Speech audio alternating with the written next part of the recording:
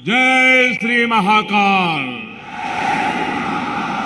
जय श्री महाकाल महाराज की जय।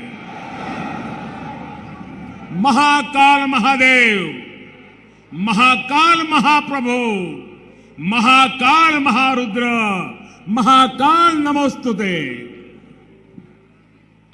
उज्जैन की पवित्र पुण्य भूमि पर इस अविस्मरणीय कार्यक्रम में उपस्थित देश भर से आए सभी चरण वंद्य संतगण, सम्माननीय साधु सन्यासीगण, मध्य प्रदेश के राज्यपाल श्रीमान मंगूभाई पटेल, छत्तीसगढ़ की राज्यपाल बहन अनसुईया उइके जी, झारखंड के राज्यपाल श्रीमान रमेश बैस जी, मध्य प्रदेश के मुख्यमंत्री भाई शिवराज सिंह चौहान जी, केंद्रीय मंत्रिमंडल के मेरे सहयोगी, राज्य सरकार के मंत्रीगण, सांसदगण, विधायकगण, भगवान महाकाल के सभी कृपा पात्र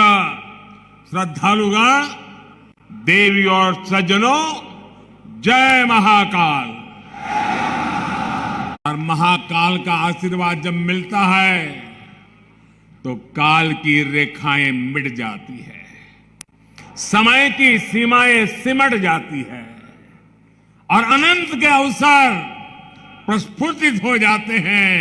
अंत से अनंत यात्रा आरंभ हो जाती है। महाकाल लोक की ये भव्यता भी समय की सीमाओं से परे आने वाली कई पीढ़ियों को अलौकिक दिव्यता के दर्शन कराएगी, भारत की सांस्कृतिक और आध्यात्मिक चेतना को ऊर्जा देगी। मैं इस अद्भुत अवसर पर राजाधिराज महाकाल के चरणों में शत शत नमन करता हूं।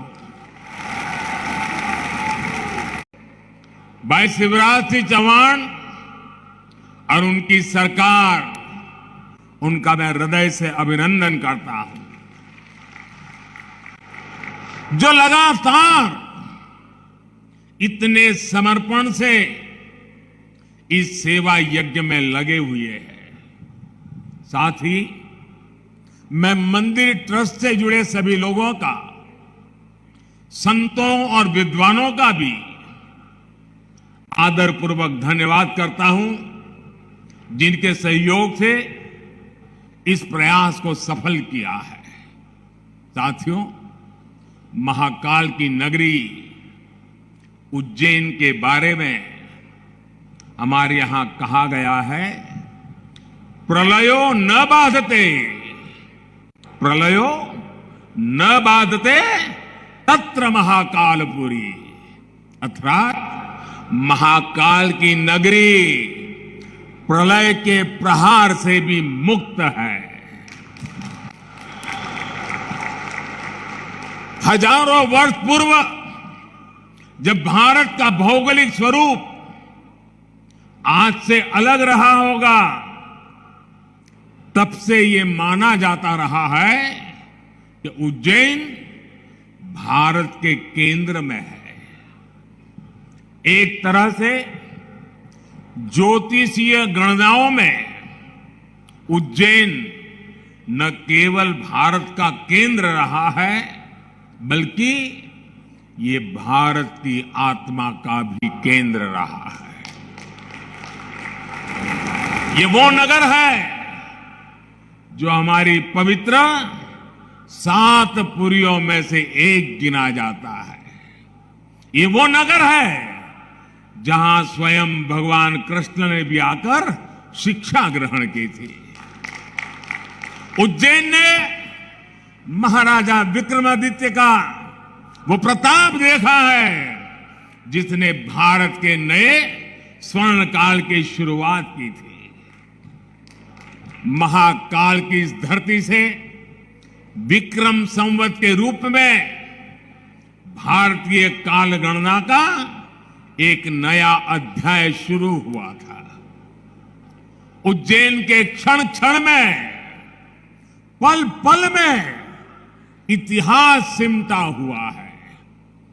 कण कण में आध्यात्म समाया हुआ है और कोने कोने में ईश्वरीय ऊर्जा संचारित हो रही है। यहां काल चक्र का 84 कल्पों का प्रतिनिधित्व करते 84 शिवलिंग है। यहां 4 महावीर है, 6 विनायक है, 8 भैरव है, 8 मातृकाएं हैं, 9 ग्रह है, 10 विष्णु है, 11 रुद्र है, 12 आदित्य है, 24 देवियां है और 88 तीर्थ है।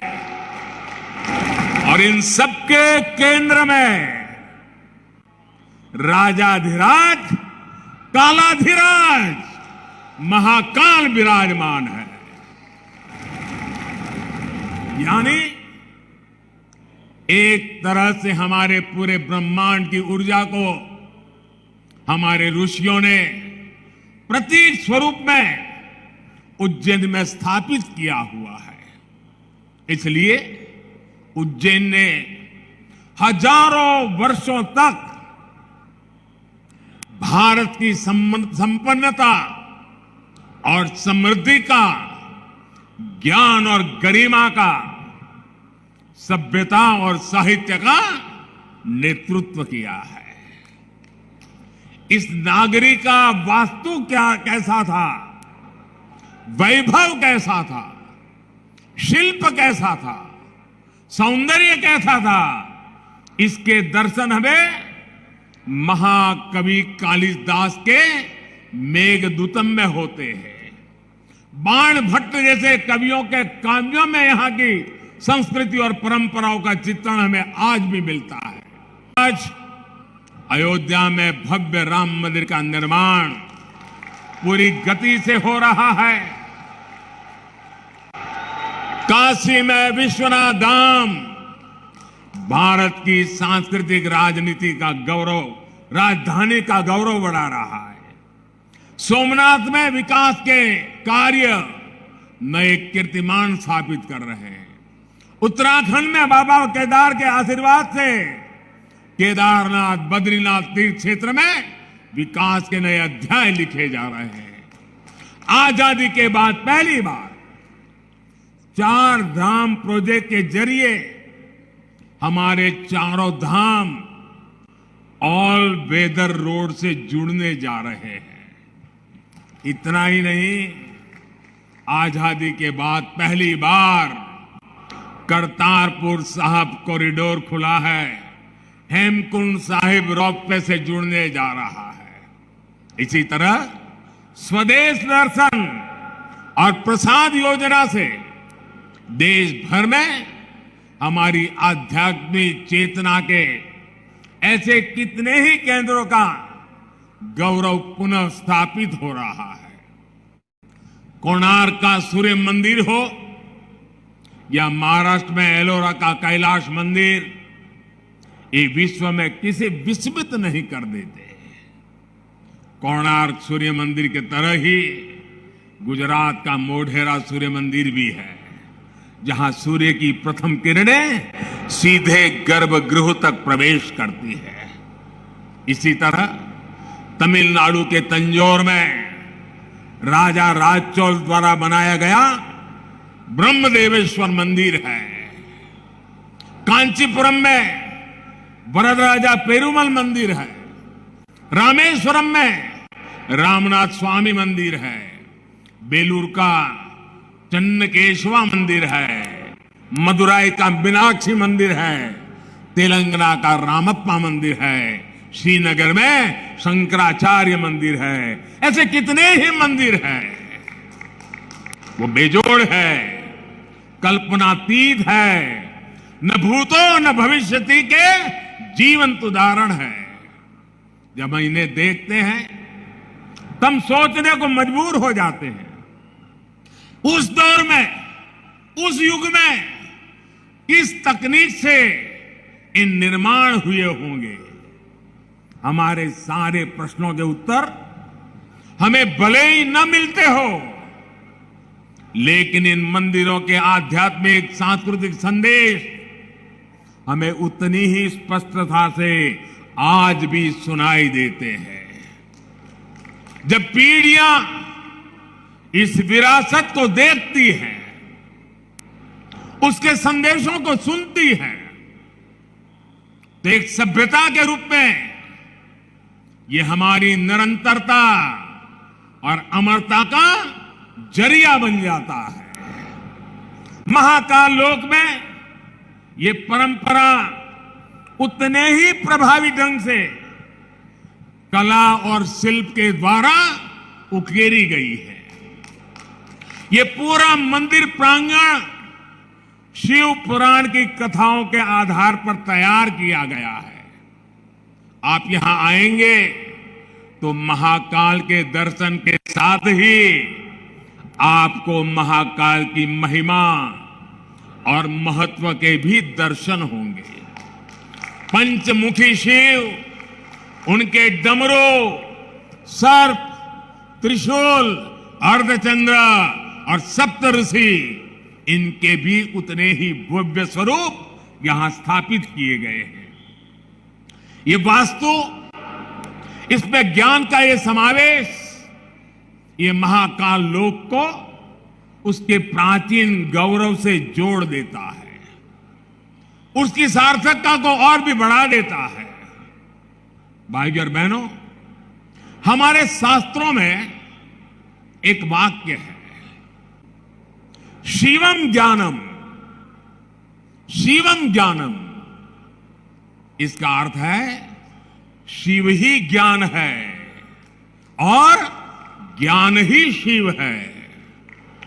शिव के दर्शन में ही ब्रह्मांड का सर्वोच्च दर्शन है और दर्शन ही शिव का दर्शन है। इसलिए मैं मानता हूं हमारे ज्योतिर्लिंगों का ये विकास भारत की आध्यात्मिक ज्योति का विकास है, भारत के ज्ञान और दर्शन का विकास है। भारत का ये सांस्कृतिक दर्शन एक बार फिर शिखर पर पहुंचकर विश्व के मार्गदर्शन के लिए तैयार हो रहा है। साथियों, भगवान महाकाल एकमात्र ऐसे ज्योतिर्लिंग है जो दक्षिण मुखी है। ये शिव के ऐसे स्वरूप है जिसकी भस्म आरती पूरे विश्व में प्रसिद्ध है। हर भक्त अपने जीवन में भस्म आरती के दर्शन जरूर करना चाहता है। भस्म आरती का धार्मिक महत्व यहां उपस्थित आप सब संतगण ज्यादा गहराई से पता पाएंगे, लेकिन मैं इस परंपरा में हमें भारत की जीवटता और जीवंतता के दर्शन भी करता हूं। मैं इसमें भारत के अपराजे अस्तित्व को भी देखता हूं, क्योंकि जो शिव सोयम भूति विभूषण, सोयम भूति विभूषण, अर्थात वस्त्र को धारण करने वाले हैं, वो सर्वाधिपः सर्वदा भी है, अर्थात वो अनस्व और अविनाशी भी है। इसलिए जहां महाकाल है वहां कालखंडों की सीमाएं नहीं है। महाकाल की शरण में विश्व में भी स्पंदन होता है। महाकाल के सानिध्य में अवसान से भी पुनर्जीवन होता है, अंत से भी अनंत की यात्रा आरंभ होती है। यही हमारी सभ्यता का वो आध्यात्मिक आत्मविश्वास है जिसके सामर्थ्य से भारत हजारों वर्षों से अमर बना हुआ है, अजरा अमर बना हुआ है।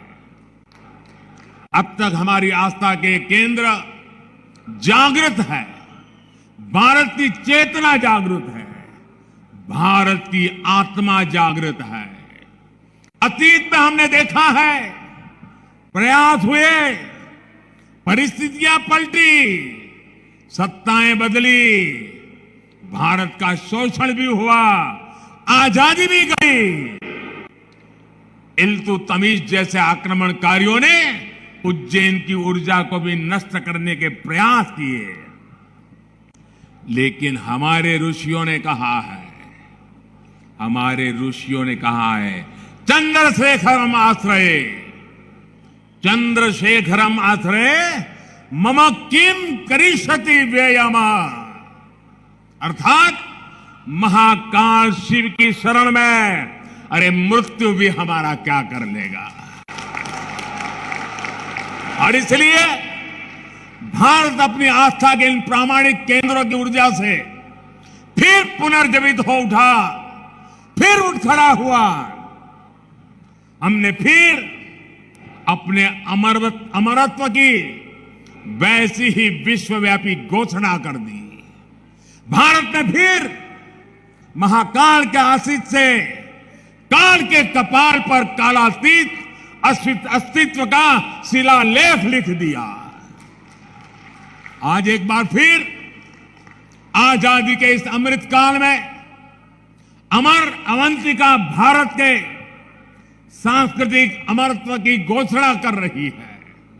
उज्जैन जो हजारों वर्षों से भारतीय काल गणना का केंद्र बिंदु रहा है, वो आज एक बार फिर भारत की भव्यता के एक नए कालखंड का उद्घोष कर रहा है। साथियों, भारत के लिए धर्म का अर्थ है हमारे कर्तव्यों का सामूहिक संकल्प। हमारे संकल्पों का ध्येय है विश्व का कल्याण, मानव मात्र की सेवा। हम शिव की आराधना में भी कहते हैं, नमामि विश्वस्य हिते रतम एतम, नमामि विश्वस्य हिते रतम तम, नमामि रूपाणी बहुनी दत्ते। अर्थात हम उन विश्वपति भगवान शिव को नमन करते हैं जो अनेक रूपों से पूरे विश्व के हितों में लगे हैं। यही भावना हमेशा भारत के तीर्थों, मंदिरों, मठों और आस्था केंद्रों की भी रही है। यहां महाकाल मंदिर में पूरे देश और दुनिया से लोग आते हैं। सिंहस्थ कुंभ लगता है तो लाखों लोग जुड़ते हैं। अनगिनत विविधताएं भी एक मंत्र, एक संकल्प लेकर एक साथ जुड़ सकती है। इसका इससे बड़ा क्या उदाहरण क्या हो सकता है। और हम जानते हैं, हजारों साल से हमारे कुंभ मेले की परंपरा बहुत ही सामूहिक मंथन के बाद जो अमृत निकलता है, उसे संकल्प लेकर के 12 साल तक उसको क्रियान्वित करने की परंपरा रही थी। फिर 12 साल के बाद जब कुंभ होता था, फिर एक बार अमृत मंथन होता था, फिर संकल्प लिया जाता था, फिर 12 साल के लिए चल पड़ते हैं। पिछले यहां कुंभ के मेले में मुझे आने का सौभाग्य मिला था। महाकाल का बुलावा आया और ये बेटा आए बिना कैसे रह सकता है। और उस समय कुंभ की हजारों साल की पुरानी परंपरा, उस समय जो मन मस्तिष्क में मंथन चल रहा था, जो विचार प्रवाह बह रहा था, मां क्षिप्रा के तट पे अनेक विचारों से मैं घिरा हुआ था और उसी में से मन कर गया। कुछ शब्द चल पड़े, पता नहीं कहां से आए, कैसे आए, और जो भाव पैदा हुआ था वो संकल्प बन गया। आज वो सृष्टि के रूप में नजर आ रहा है। मैं ऐसे साथियों को बधाई देता हूं कि जिन्होंने उस समय के उस भाव को आज चरितार्थ करके दिखाया है। सबके मन में शिव और शिवत्व के लिए समर्पण, सबके मन में क्षिप्रा के लिए श्रद्धा, जीव और प्रकृति के लिए संवेदनशीलता, और इतना बड़ा समागम विश्व के हित के लिए, विश्व की भलाई के लिए कितनी प्रेरणा यहां निकल सकती है। भाई और बहनों, हमारे इन तीर्थों ने सदियों से राष्ट्र को संदेश भी दिए हैं और सामर्थ्य भी दिया है। काशी जैसे हमारे केंद्र धर्म के साथ साथ ज्ञान, दर्शन और कला की राजधानी भी रहे।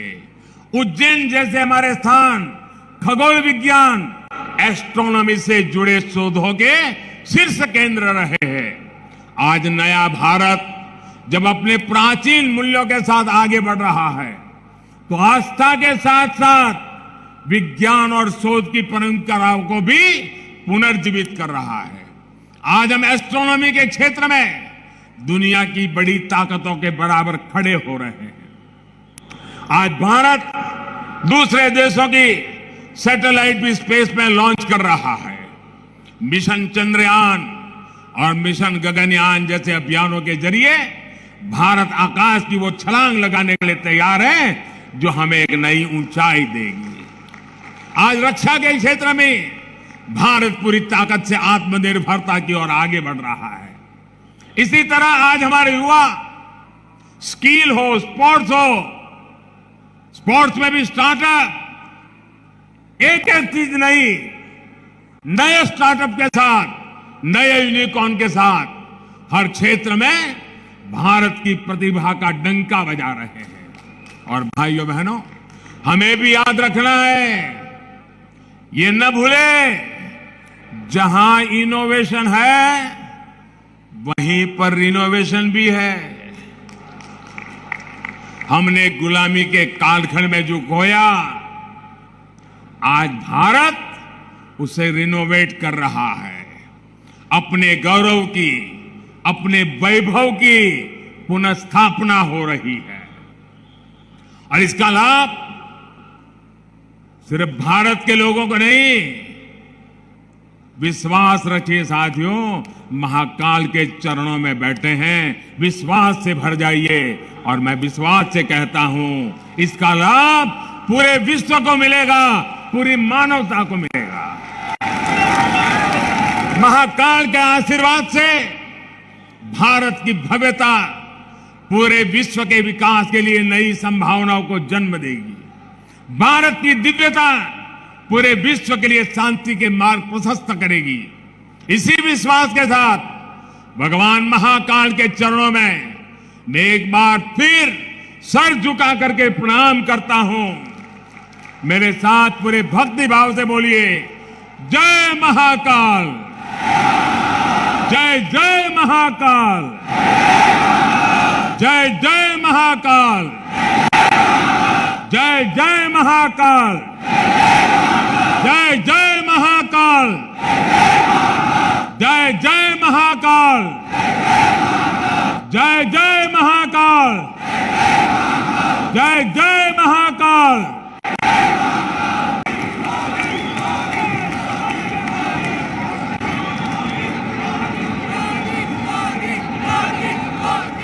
तालियां बजती रहनी चाहिए, जोरदार।